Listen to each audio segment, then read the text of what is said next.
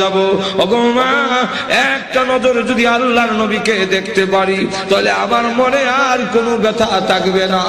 এই বলে হুজুর আমার মা একটা কাপড় দিয়েছেন, কোন রকমে লজ্জাস্থান রেখে আপনার হুজুরের সামনে এসে বসে আছি। কোন সময় আপনি বের হবেন আপনার চেহারা মুবারক একটা নজর দেখার জন্য বসে আছি। নবীজি তার করুণ কাহিনী শুনে বিশ্ব নবী পর্যন্ত চোখের পানি রাখতে পারে। আল্লাহ নবী ডাক দেবেন, আব্দুল্লাহ আমার ঘরে হুজুরের শরীফে এই নে আমার ব্যবহারের দুইখান কাপড় তোরে দান করলাম।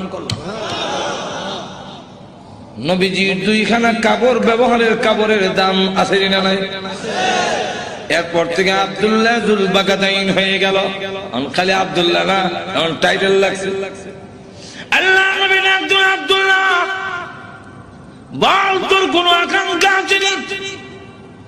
আব্দুল্লাহ হুজুর দুনিয়ার কোন আকাঙ্ক্ষা নাই, আপনার কাছে আমার একটা দরখাস্ত। নবীজি আপনি বলেছেন শাহাদাতের মরণ হইলে মরণের কষ্ট হয় না।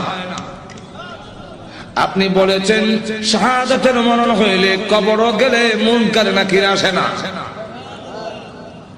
আপনি বলেছেন শহীদ হয়ে মরলে কিয়ামতের মাঠে কোনো হিসাব কিতাব হবে না, বিনা হিসাবে জান্নাতে যাবে।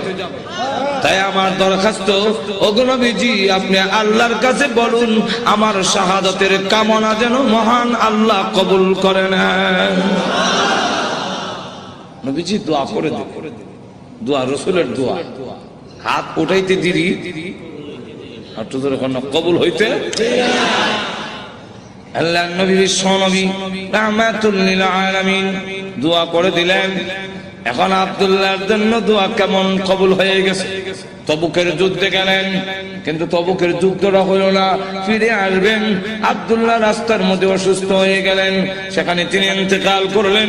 আল্লাহ নবী ঘোষণা দিয়েছেন আল্লাহর রাস্তায় যখন মানুষ বের হয়ে যায়, রাস্তায় মারা গেল শাহাদাতের সওয়াব তাকে দেওয়া হয়।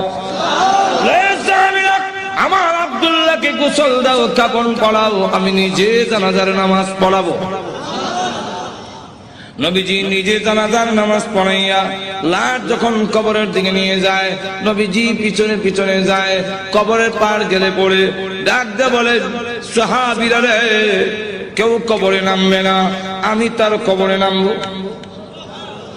নবীজি আব্দুল্লাহ রাদিয়াল্লাহু আনহুর কবরে নামে দুই কান হাত উপর দিকে বাড়ায় দিয়ে বলেন, রে আব্দুল্লাহ, সাহাবীরা দে লাশটা আমার হাতে দে।